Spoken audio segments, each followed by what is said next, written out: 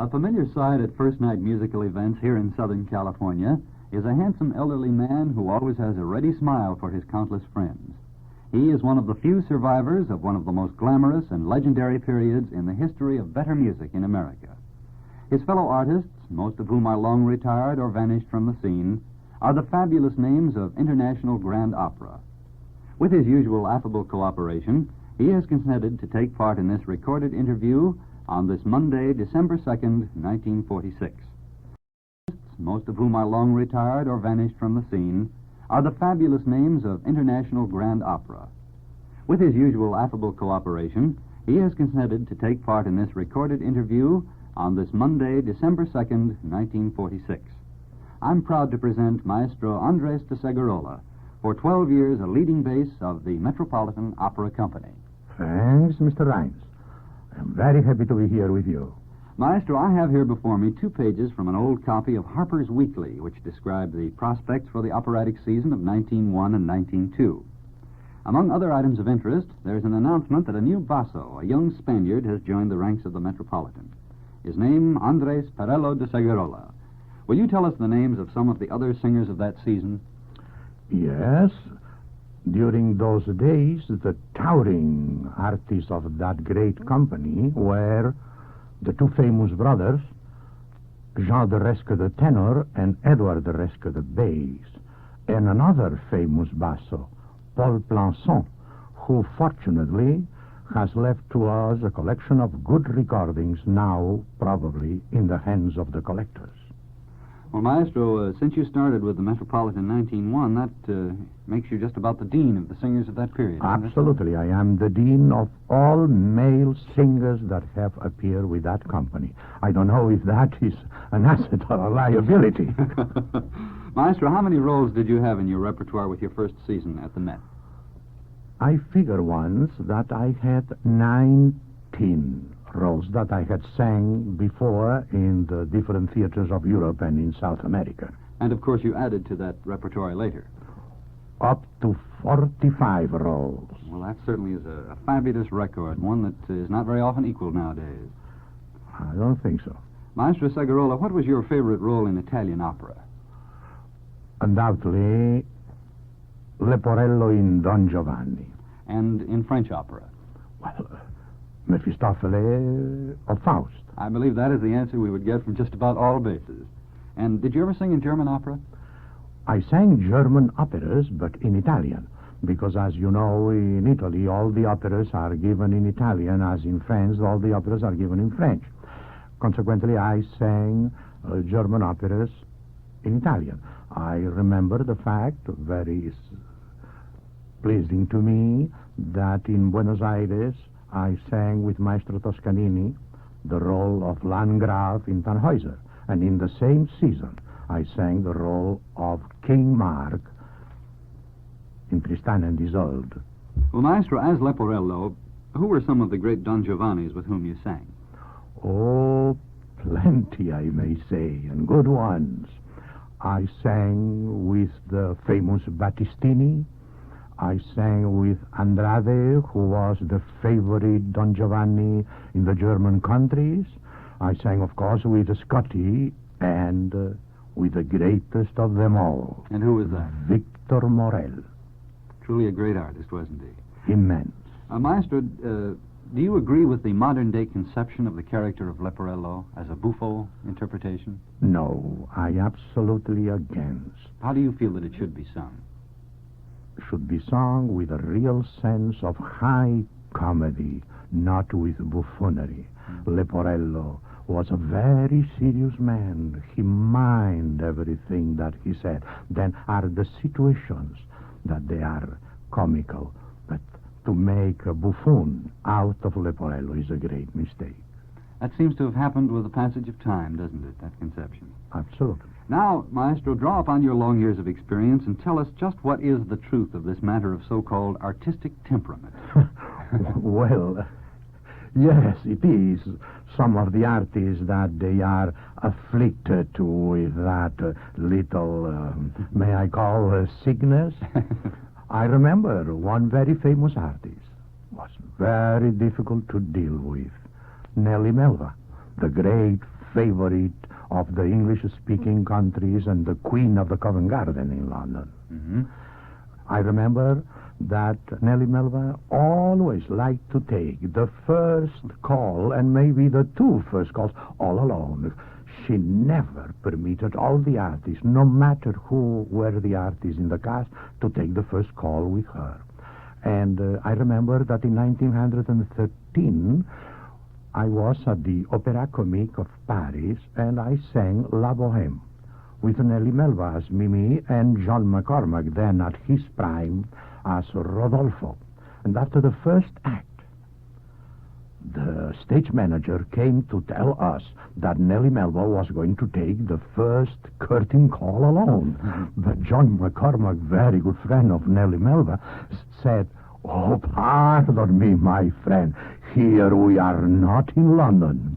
And by so saying, we all take the bow along. Oh, that's a wonderful story, Maestro. Now, a serious question. Just what is your opinion of the artistic level of performance and the quality of voices today as compared with 30 or 40 years ago? May I answer you by the second part You of the certainly question may. before? I really think, sincerely, that there are today as many good voices as there were in the past. Only that today the singers, they don't have time to mature their voices and to mature their minds. As soon as a young singer excels in any kind of a little appearance, right away he receives a quantity of luring propositions from radio companies, from motion pictures, from opera, from concerts. And consequently, it's very difficult to resist those propositions, and the young artist begins a premature career without the due preparation vocally, in language, and in the conception of the roles. It's really the change in the tempo of living, then, isn't it, Maestro? Yes, and it's exactly the same, the reason by which the theatrical, the operatic productions of today, they are not as good as they were in days gone by. Now, let me put an example. In a long season, let us say 5 months, the length of the season in the Scala in Milan or at the Royal Theatre in Madrid or in those big theaters of that time, in 5 months, the management used to present, let us say, maybe 12 operas. Mm-hmm. Now, in 5 months, the managers are obliged to present 25 or 30 operas, because the audiences don't want to hear an opera many times. Repetitions are not liked by the audiences. Consequently, the performances have no time to be properly rehearsed, properly presented, and it's impossible to obtain the quality of the performance of the past days. Well, that's a very interesting and a very logical explanation, I think, Maestro. Now, briefly, could you tell us something about the recording problems of earlier days? I imagine the conditions, as compared to what we have in the studio, were considerably different. Well, I may tell you that retrospectively looking, they were laughable, those ways in which we were making our records. You know, first of all, we had to use those horns. Mm-hmm. And 2 or 3 artists were assigned to a single horn, in the same way that 3 or 4 instruments of the orchestra were assigned to every single horn. Now, the director of the recording used to place himself, suppose in a case of a duet of a trio, back of us, to take us by the collar of our coat, and to drive us as if he would be driving a couple of horses. If I had to sing a high note, there he pulled me back. If the other one had to sing a low phrase or piano phrase, push him near the horn. And like this, and of course, the records did not have the level that today the inventions. It's really remarkable, I securing. think, Maestro, that the quality of those recordings is as good as it sounds to us today. Now, let's move Yes. right along here. How many recordings did you make? About. About 25, I think. And how do they sound to you as you listen to them now, years later? Well, some of them sound all considered pretty good. Oh, that's fine. And, Maestro, tell us, what is your favorite of your own recordings? Well, you put me on the spot. But I may say that my colleagues consider the Viraviso from the opera La Sonnambula good singing and good recording, considering that it was made in 1904, if I well remember, in Italy. Well, suppose we listen to it again right now and judge for ourselves. Well, I hope that I will not be ashamed of it.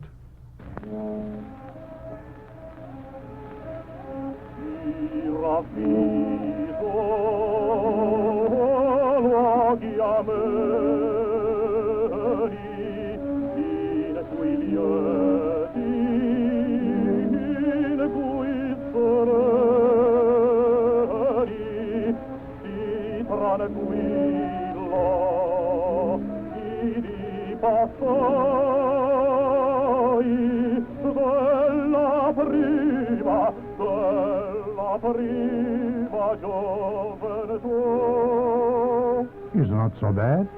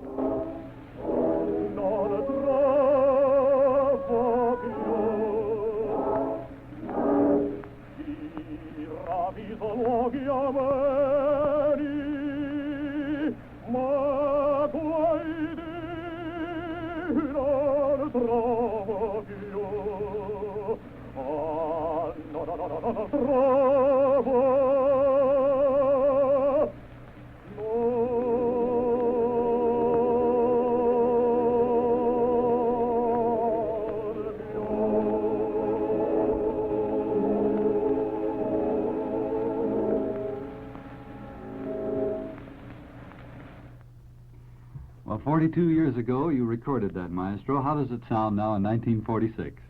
When I leave it to you. Well, I think it's a more than satisfactory performance. And in closing here, we have just about 45 seconds. I want to thank you so much for taking time out from your busy teaching schedule to visit the studio to record this interview. I was glad to be here. Oh, fine. In the time allotted to us, we've barely touched upon the wealth of experiences which have been yours during a most brilliant career. So may I, for myself and my fellow collectors, express sincere appreciation to you for sharing with us some of the fascinating highlights in the career of Andres Perello de Segurola, Premier Basso.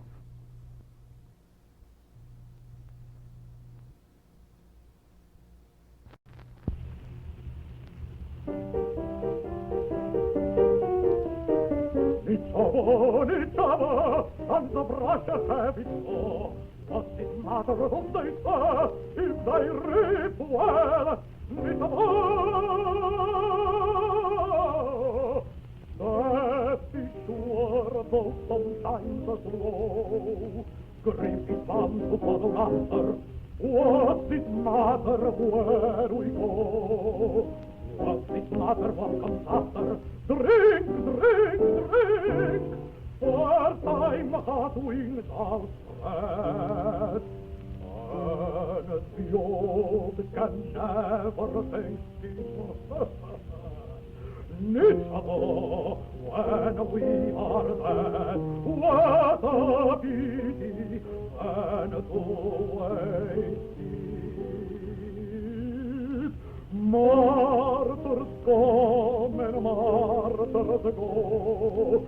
Sad eyed saint and happy sinner, some with a smile say, Nichavo! Self-same and happy beginner, Nichavo, Nichavo, Nichavo!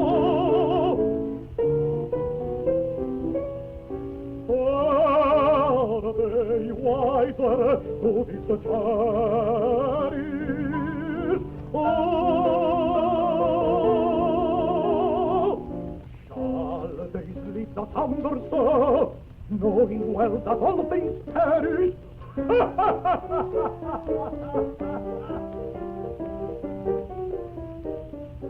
Ah, your tartar with your smile and your shrug of shoulders. Oh, if it is worth one's while, if it is well, Nichavo!